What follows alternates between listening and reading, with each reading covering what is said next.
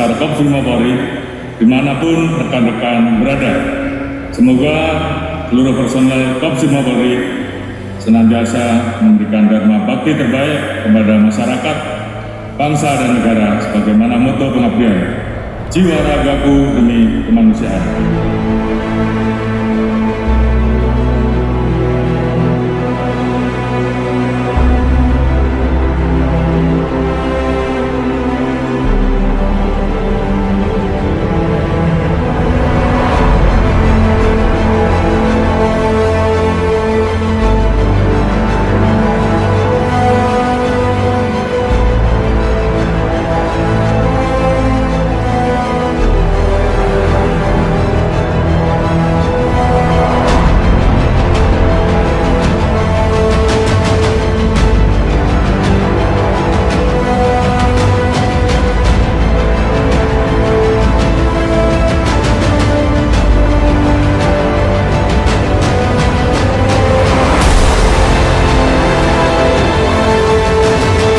Saya selaku Kapolda Aceh maupun pribadi mengucapkan selamat ulang tahun kepada seluruh warga Korps Brimob Polri dimanapun saudara berada.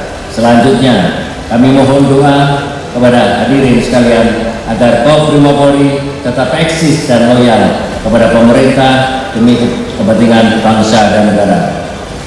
Sekali melangkah pantang menyerah, sekali tampil harus berhasil. Jiwa ragaku demi kemanusiaan.